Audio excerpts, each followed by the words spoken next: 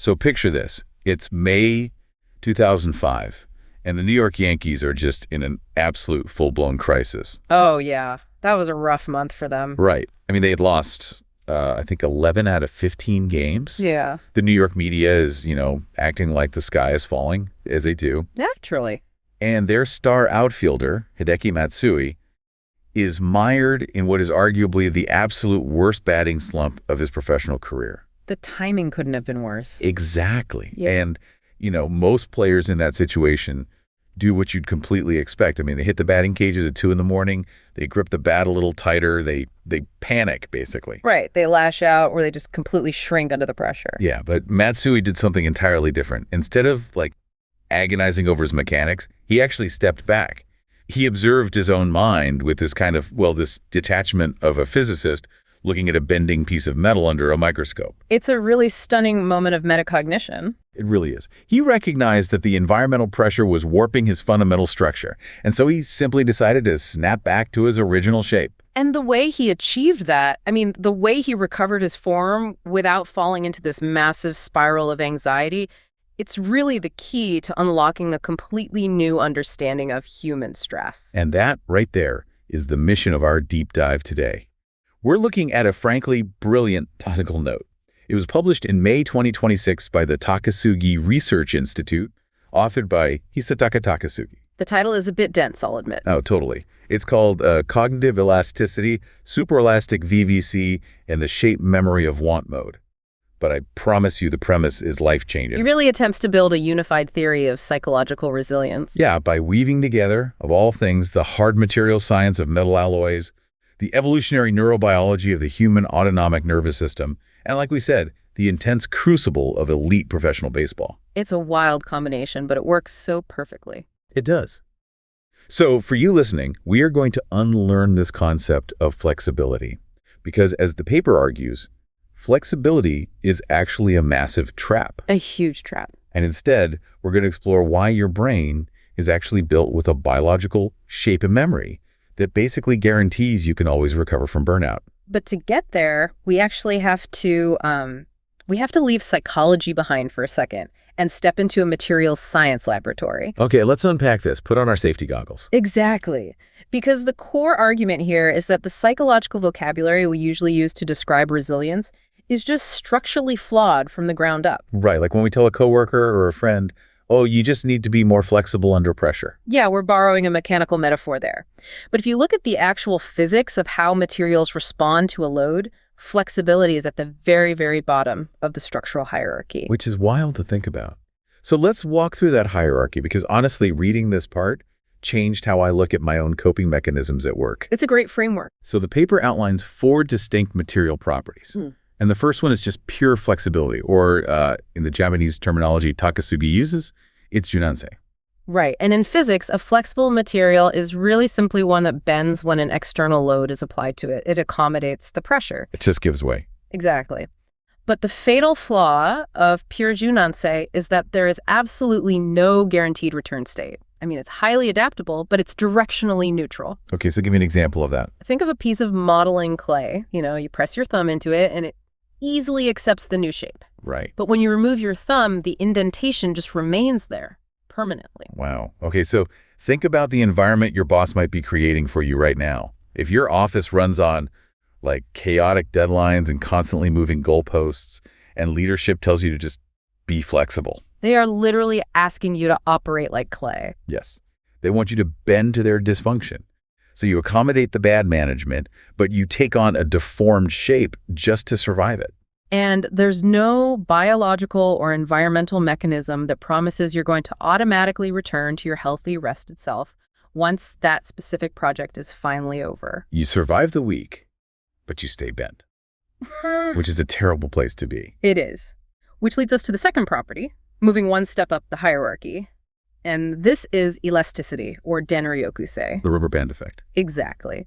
An elastic material deforms under a load, but as long as that load does not exceed its inherent elastic limit, it autonomously returns to its baseline once the stress is removed. So this is basically standard resilience. You have a brutal week at the office, your shape changes, you feel strained, but The weekend arrives, the load is lifted, and you just bounce back to normal. Right. And it feels like a massive upgrade over just being clay, over Jananse. Yeah, I'd rather be a rubber band than clay. For sure. But ordinary elastic materials like rubber or even standard steel springs, they have a relatively low elastic limit. Okay. If you pull a standard steel spring too far, it undergoes what physicists actually call plastic deformation. The atomic bonds yield. So it takes on a new, permanently stretched shape, like a slinky that got pulled too hard down the stairs. Exactly. Or if the load is violent enough, it hits its fracture point and just snaps entirely. Yikes. Which brings us to the third level, and here's where the physics start to sound almost like science fiction to me. It really does. This is super elasticity, or chodanse. Chodanse. Okay, so we are entering the territory of what the paper calls shape memory alloys, or SMAs. Right. And the most famous of these is nitinol, which is an alloy of nickel and titanium. It was actually discovered at the Naval Ordnance Laboratory back in the late 1950s. Okay, I have to jump in because when I read nickel-titanium alloy, I immediately thought of those titanium eyeglass frames from those late-night infomercials. Yes, that's the exact material. You know the ones, where the guy crushes the glasses, he twists the arms into a literal knot, and then as soon as he lets go, the frames violently snap back into a perfect pair of glasses. That's nitinol. The visual is incredible, but the numbers behind it are even more impressive, honestly. Hit me with the numbers. So ordinary steel can endure about 0.5% strain before it permanently deforms or breaks. 0.5%. Right. But a super elastic shape memory alloy can endure 8 to 10% strain. Wait, really? That's a massive difference. Huge. It can survive catastrophic extreme deformation and still autonomously recover its exact original geometry without any external assistance whatsoever. Okay, but how is that physically possible? Mm. I mean, if I bend steel too far, the atoms slide past each other and get stuck in a new arrangement. Why doesn't nitinol do that? Because it operates on a fundamentally different structural mechanism. It's called a solid-state phase transformation. A solid-state phase transformation. Okay, walk me through that. When you apply massive stress to nitinol, you aren't just stretching atomic bonds, you are forcing the actual crystalline structure of the metal to temporarily shift. Shift how? It shifts from a rigid, highly ordered phase, which is called austenite, into a more pliable, sheared phase called martensite. So the material absorbs the stress by literally internally restructuring itself. Exactly, but the crucial part is, the moment the stress is released, that martensite phase becomes thermodynamically unstable, and the crystal structure aggressively snaps back to the austenite phase. Wow. So the resilience isn't just like a surface feature, it's built into the actual geometric architecture of the metal itself. You've got it. And that leads to the fourth ultimate property, the shape memory effect. Okay, the shape memory effect. How is this different from the glasses snapping back? Well, it utilizes that exact same phase transformation, but it introduces temperature into the equation. Right. So imagine you take a nitinol wire at a very low temperature and you crush it. You just mangle it completely. Okay, I'm picturing a crumpled up paperclip. Right. But unlike the eyeglass frames, at this low temperature, it does not bounce back. It sits on the table, completely stable in its deformed, mangled state. It appears to have completely forgotten its original form. It looks permanently ruined. It looks like it has suffered terminal plastic deformation. Like the steel spring we talked about earlier. Exactly. But here's the magic. The original austenite structure hasn't been destroyed. It is just dormant. It's held in memory. Oh, wow. So if you introduce a specific trigger, if you apply heat and raise the metal above its transformation temperature, the thermal energy triggers the phase shift. And what happens? The wire literally violently writhes and snaps back to its perfect original shape in a fraction of a second. Okay, that is, I mean, I am fascinated by the metallurgy here, but I have to push back a little bit. Fair enough. Because, a piece of titanium doesn't have a mortgage, it doesn't have an anxiety disorder, and it doesn't have a nervous system. It is very true. So I understand the metaphor of wanting to be super elastic instead of just flexible, but it feels like a massive leap for Takasugi to claim my actual biological brain operates like a crystalline phase transition. It would definitely be a massive leap if it were purely a metaphor.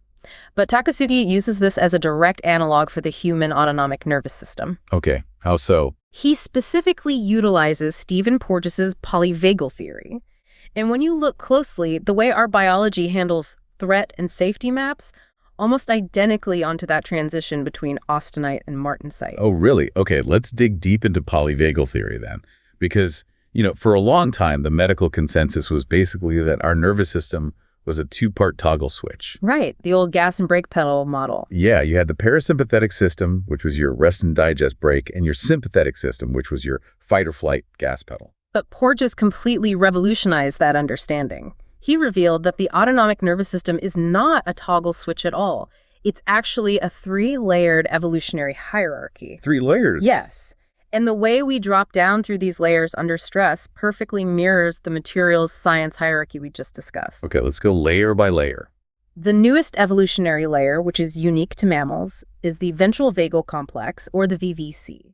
This is the front-facing branch of the vagus nerve, right? Like the 10th cranial nerve that wanders from the brainstem all the way down through the body. That's the one. The VVC is a myelinated nerve pathway, and myelinated just means it has a fatty sheath around it that allows signals to travel incredibly fast. Like insulation on a wire. Exactly. It acts as a highly refined, instant brake on the heart's pacemaker. So when your VVC is active, you are in a state of neurophysiological safety. Okay, so what does that look like practically? Your heart rate is regulated. Your facial muscles are expressive. In fact, the tiny muscles in your middle ear actually shift to tune into human speech frequencies instead of low-frequency predator sounds. That is wild. And crucially, your prefrontal cortex is fully online. So Takasugi calls this want mode, right? Yes, want mode. It's the biological state where you act out of curiosity, connection, and joy. You're doing things because you want to. Exactly. It is the human equivalent of the austenite phase in the metal. It's your optimal, unstressed, highly ordered resting shape. But then an environmental load is applied, like a predator appears in the wild. Or in the modern world, your boss sends a super aggressive email at 11:00 p.m. on a Tuesday. Right. And what happens? The VVC brake releases, and your system drops down into the second evolutionary layer, the sympathetic nervous system. The classic fight-or-flight mobilization. Yeah. The gas pedal. Yes. And in the Takasugi framework, this is must mode. Must mode. You must kill the tiger. You must hit the quarterly target. Your biology literally transforms to support this absolute life-or-death mandate. So cortisol and adrenaline flood the bloodstream. Yep. Heart rate spikes. Blood is shunted away from the digestive tract and the prefrontal cortex, and it's redirected to the large muscle groups so you can run or fight. Which means your options just completely collapse. Yeah. I mean, in want mode, you can brainstorm 10 different creative solutions to a problem. Yeah, right? absolutely. But in must mode, your attention narrows entirely to the threat. You are physically incapable of complex, nuanced thought because your biology has basically deemed it a waste of calories when survival is on the line. That is a perfect way to put it. A waste of calories. And if the load is too extreme, like if the must mode mobilization fails to resolve the threat, or if the stress is chronic and inescapable, the system drops again. Down into the oldest, most primitive layer. Right. The dorsal vagal complex, or DVC, this is the unmyelinated branch of the vagus nerve, which we actually share with ancient reptiles. This is the freeze response, isn't it? The total shutdown. It is. It's the biological equivalent of a complete system collapse. The nervous system basically decides that fighting or fleeing is impossible, so it radically drops your heart rate, releases endorphins to numb the pain, and initiates dissociation. Wow. It is extreme terminal must mode, resulting in learned helplessness or severe burnout. Going back to the metal, the material has hit its fracture point. It snapped. So, applying the metals to the biology, Takasugi identifies 2 forms of elasticity in human psychology. And the first is what he calls recovery elasticity. So that's when you experience a stressor, you drop into sympathetic must mode, meaning you deform under the load. But once the email is answered or the danger passes, your VVC brake re-engages and you return to want mode. You bounce back. Yeah, you bounce back. That's standard Dan Ryokuse, the rubber band. Exactly. But the whole goal of this paper is to cultivate the psychological equivalent of superelasticity, of chodensei. Right. Takasugi calls this preventive elasticity, or structural VVC stability. Structural VVC stability, meaning what? It is the capacity to absorb massive environmental loads without ever dropping into sympathetic mobilization in the first place. So you absorb the strain without deforming. Yeah. The threshold for what your body perceives as an existential threat just becomes incredibly high. Yes. But to understand how rare that actually is, we have to look at how humans typically try to manage stress, which introduces one of the most honestly profound concepts in the entire paper. Oh, I know what you're going to say. The must mode paradox. The must mode paradox. This is the part that made me reevaluate my entire internal monologue. Seriously. It's a tough pill to swallow for a lot of overachievers. Because the paradox states that if you are facing immense pressure and you aggressively demand of yourself, I must stay calm, I must maintain my composure, I must not fail. The demand itself becomes a neurobiological threat. Yes, you are attempting to command the ventral vagal state of safety using the sympathetic language of life or death survival. It's completely counterproductive. It's like a computer processor. If you want a computer to run faster, you can overclock it, right? You force more voltage through the CPU to get a temporary spike in performance. Sure. But that overclocking generates massive heat. And if you just keep yelling at the computer, you must run cooler, you must stop overheating, while you are continuing to force the voltage, you are going to melt the motherboard. The intention is stability, but the mechanism is destruction. Exactly. Or think about chronic insomnia. I think a lot of people listening will relate to this. Oh, definitely. You're lying in bed at 3 a.m., staring at the ceiling. You have a massive presentation the next morning, and you start aggressively yelling at yourself in your head, go to sleep. You have to sleep right now, or you are going to ruin your career tomorrow. We've all been there. The very act of violently demanding sleep signals to your autonomic nervous system that there is a predator in the room. Right, your brain says, oh, we're in danger, hit the adrenaline. Yes. You are literally dumping adrenaline into your bloodstream to enforce a state of rest. It makes no sense. The armor generates the wound. That's a beautiful way to phrase it. The more fiercely you demand that you must not be disturbed, the more profoundly your autonomic nervous system is disturbed. It is quite literally a biological impossibility to force ventral vagal calm through sympathetic demands. Okay, so in a laboratory, nitinol snaps back. In a clinical setting, Polyvagal Theory charts our heart rates. But human beings are not in a lab. We are not. We have mortgages, we have public failures, multi-million-dollar contracts, and legacies on the line. Does this theoretical super-elasticity actually survive the crucible of extreme real-world pressure? That is the exact question Takasugi answers next, and he does it by taking us out of the laboratory and onto a Major League Baseball diamond. I love this part. The paper presents this meticulous natural experiment analyzing two athletes operating at the absolute pinnacle of their sport, Ichiro Suzuki and Hideki Matsui. Two absolute legends. Yeah. Both are Japanese icons who transitioned to the American major leagues. Both faced unimaginable pressure from two entire nations watching their every move. And both achieved historic world-class results. But as Takasugi maps out their internal architectures, he reveals they were actually operating on completely opposite neurobiological engines. Completely different baselines. So let's look at Ichiro first. His statistical achievements are almost mythical at this point. Over 3,000 major league hits, 8 consecutive seasons with over 200 hits. Just unreal stuff. Unprecedented. But the paper dissects the dark engine driving him. Ichiro was, according to this framework, the embodiment of chronic must mode. He really was, and the analysis relies heavily on Ichiro's own public reflections and interviews over the years. It paints a picture of a man trapped in an existential, sympathetic response. He wasn't playing a game. No. He was surviving an ongoing, decade-long threat. The quotes in the paper are genuinely haunting. When reflecting on his pursuit of that 8th consecutive 200-hit season, Ichiro admitted, quote, "The desire for hits was getting in the way." Wow. He described the pressure as the terror of potentially failing.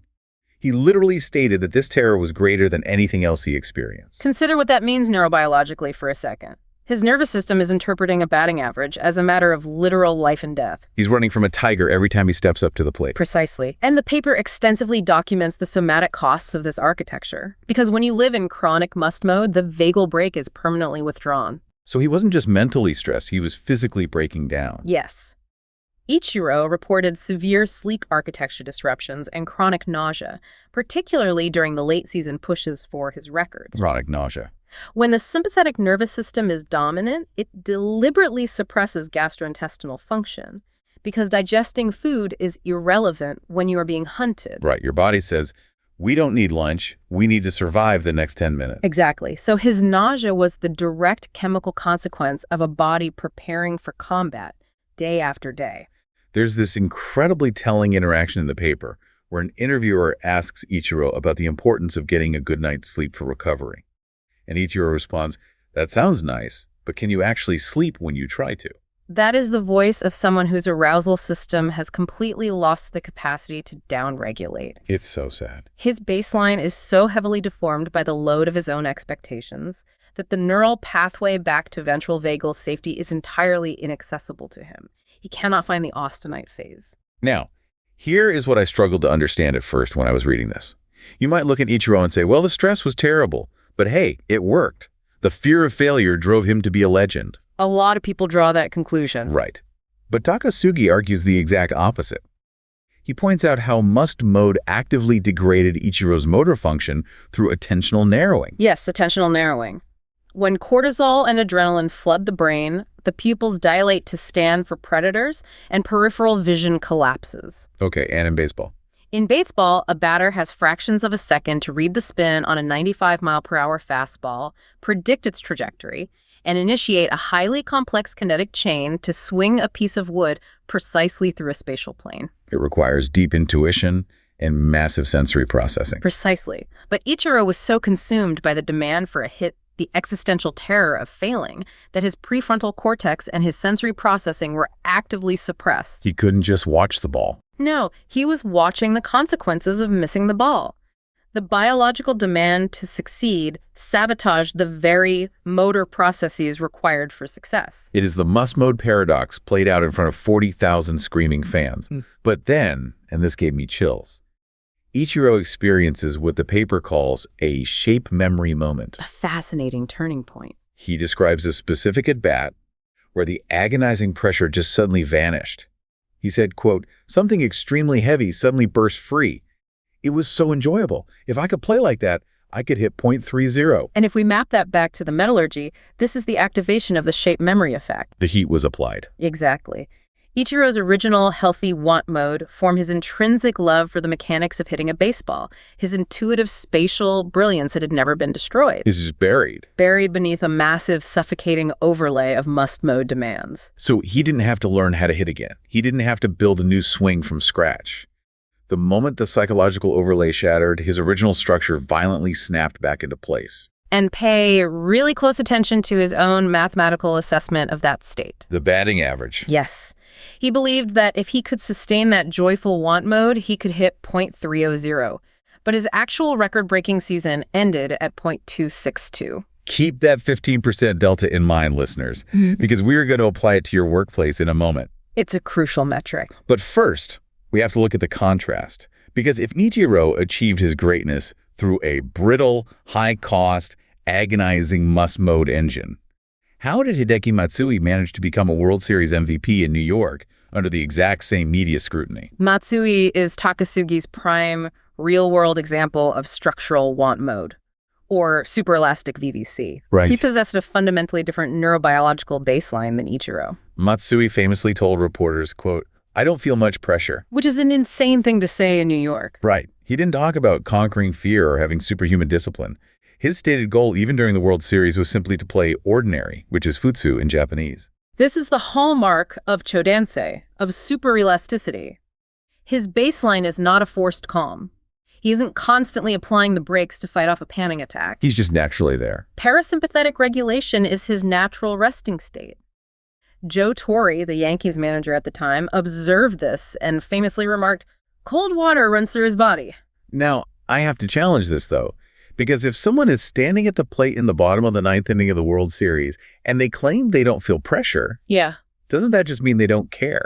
That's a common misconception. Like, how is want mode different from just being apathetic or even sociopathically detached from the outcome? That is a critical distinction to make. Want mode is not low arousal. It is high engagement combined with high parasympathetic regulation. Okay, give me an analogy for that. Imagine a high-performance sports car engine revving to 8,000 RPMs while the cooling system is functioning perfectly. Oh, I like that. The engine is fully engaged, it's producing massive power, but the temperature gauge is completely stable. Sociopathy or apathy is shutting the engine off entirely. Must mode, on the other hand, is revving the engine with no coolant until the block cracks. Wow. Okay. So Matsui was intensely focused and deeply invested in the outcome. But his nervous system did not interpret a 95-mile-per-hour fastball or a hostile crowd as a literal threat to his survival. He maintained ventral vagal dominance in a high-arousal environment. But the paper is meticulous in noting that super-elasticity does not mean invulnerability. I mean, Mittenel still has an elastic limit, right? It does. If you apply enough violent force, even a shape memory alloy will eventually bend. And in May 2005, Matsui hit his limit. Right. Going back to our opening story, the team was losing catastrophically, the environment turned incredibly toxic, and the collective panic of the organization finally breached Matsui's threshold. He went into a severe slump. He did. But the way Matsui handled this slump is the absolute blueprint for psychological recovery. Because he didn't spiral into nausea or existential terror like Ichiro? No, he engaged in profound metacognition. Matsui analyzed his own internal state and realized that the external chaos had infected him. He noted, and this is a quote, "Because the team is in a terrible spot, I've developed this feeling that I must be the one to fix this." He recognized the exact moment a must-mode demand crystallized in his mind. He literally noticed his own frame bending from the outside. He realized that this artificial demand, "I must fix this," was causing him to abandon his discipline and start swinging at pitches outside the strike zone. And because his baseline structure was so heavily grounded in want mode, he didn't identify it with the anxiety. He didn't think, "I am an anxious person." Right. He viewed the must mode as a temporary structural deformation. He identified the cognitive trigger, observed the kinetic consequence of swinging at bad pitches, and simply released the demand. He snapped back. He snapped back. Yeah. His recovery was incredibly rapid, avoiding all the prolonged biological toll that Ichiro suffered. Which is just incredible. And Takasugi takes this comparison between Ichiro and Matsui and pivots to this massive societal diagnosis. It's a devastating critique, really. He argues that our entire culture has fundamentally misread the Ichiro myth. Completely misread it. It is a devastating critique of modern achievement culture. I mean, think about the narratives we consume constantly. We look at a titan like Ichiro, a man who tortured himself with anxiety, who couldn't sleep, whose body was literally rejecting food, but who ultimately broke records. And society draws a disastrously flawed conclusion from that pain. We say, well, Ichiro put himself through hell and achieved greatness. Therefore, I must put myself through hell to achieve greatness. It is an architectural fallacy built entirely on survivor bias. Survivor bias, exactly. The reality is that the vast majority of human beings who attempt to use fear, existential dread, and must mode as their primary operating engine do not become world historic champions. They break. They hit their fracture point and they shatter. They burn out. They develop chronic autoimmune conditions. They fall into clinical depression, or they simply quit. Ichiro is not the representative outcome of the must-mode engine. He's the anomaly. He is the extreme 1 in a billion outlier who managed to survive despite a toxic operating system purely because he possessed an unimaginably deep well of underlying biomechanical talent. And even with all that generational talent, the engine still robbed him. Let's go back to that math we mentioned earlier. The 15% delta. Yes. Ichiro hit 0.262 in a state of terror. He estimated that in a state of joy, his true baseline, he could have hit 0.300. The must-mode engine did not cause his success. It cost him approximately 15% of his total cognitive and athletic potential. So think about your own environment right now listening to this. If your workplace relies on artificial urgency, screaming managers, moving goalposts, and a relentless grind culture. They are demanding Ichiro's painful architecture. Yes. Leadership might genuinely believe they are squeezing every single drop of performance out of you by keeping you in a state of sympathetic arousal. But mathematically, according to this framework, they are voluntarily absorbing a massive 15% productivity tax on every single employee. They are paying a cognitive tax every hour of the day while simultaneously driving their workforce toward inevitable systemic failure. Because you can't sustain it. You can't. The prefrontal cortex simply cannot sustain complex problem solving while flooded with cortisol. True organizational health and true personal excellence is not about teaching people to endure must mode longer. It's about structurally designing an environment that cultivates high-intensity want mode, cultivating a team of super elastic VVCs. But this raises, I think, the most urgent question of the entire deep dive. The is it too late question. Right. Because if you're listening to this and you realize with a sinking feeling, oh my God, I have been overclocking my processor for a decade.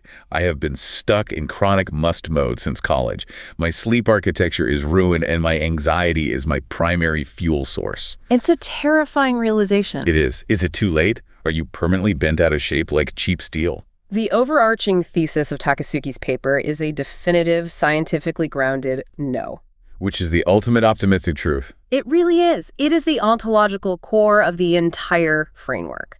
Human beings are shape memory systems. We are nitnal. We are want mode, that state of VVC, regulation, safety, connection, and effortless creativity that is your innate, original crystalline structure. And unlike a boom, which has a literal fracture point where the calcium snaps and has to be mechanically reset by a doctor, your want mode cannot be broken. It cannot be broken. It can only be overlaid. Overlay. It can be heavily suppressed by decades of trauma, toxic corporate demands, and internalized must-mode rhetoric.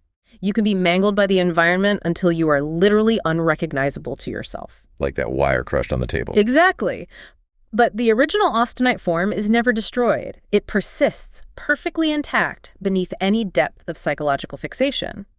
This completely upends how we think about self-improvement. Because therapy, coaching, or personal growth, it shouldn't be about exhausting yourself trying to build a new, better you from scratch. No, you don't need to construct a new psychological armor. The work is simply melting the overlay. Recovery is remembering. Recovery is remembering. I love that. But we have to close the loop on the physics here. If you are a shape memory alloy that has been crushed and frozen in a deformed must-mode state for years, you can't just wish yourself back to normal. Right. Just wanting it isn't enough. You need a specific trigger to initiate that phase transition. You need heat. And Takasugi meticulously outlines the specific clinical and environmental heat required to trigger a vagal reset. These are the interventions that actually melt the overlay. Okay, let's unpack the mechanics of these triggers, because I want people to walk away with practical tools. Absolutely. The first one he mentions is deep REBT, or rational emotive behavior therapy. How does talking to a therapist act as biological heat? Because REBT specifically targets the cognitive demands that trigger the sympathetic nervous system in the first place. It forces you to ruthlessly examine the sentences playing in your head. Give me an example. So when you find the sentence, "I must be perfect or I'm worthless," REBT challenges the ontological reality of that demand. It literally asks for the evidence. It proves the must is fake. Right, and as you dismantle the illogical absolute of the must, the brain stops signaling the amygdala that there is a threat. The cognitive dismantling physically reduces cortisol production. You stop generating the artificial predator in the room. Okay, what's the next one? The second trigger is DAP, the direct access protocol. Now, this is purely physical, right? Yes, DAP bypasses the conscious mind entirely and directly manipulates the vagus nerve. This involves specific somatic practices. Like what? Like extended exhale breath work, cold water immersion of the face, or even specific vocal humming. Okay, but what is the actual mechanism there? Why does breathing out slowly change a phase transition in my body? Because the vagus nerve is a bidirectional highway. About 80% of vagal fibers carry information from the body up to the brain, not the other way around. Oh, wow. I thought the brain controlled everything top down. Not always. Wow. When you artificially lengthen your exhale, you are manually slowing your heart rate. The vagus nerve senses this physical deceleration and sends a message up to the brainstem saying, "Hey, the heart is beating slowly, therefore the environment must be safe." That's a biological hack. It is. The brain responds by shutting off the adrenaline drip and re-engaging the VBC. You are biologically hacking the shape memory effect. That is amazing. Okay, the third trigger is decisive, safe relational attachments. Right. Stephen Porges calls this neuroception.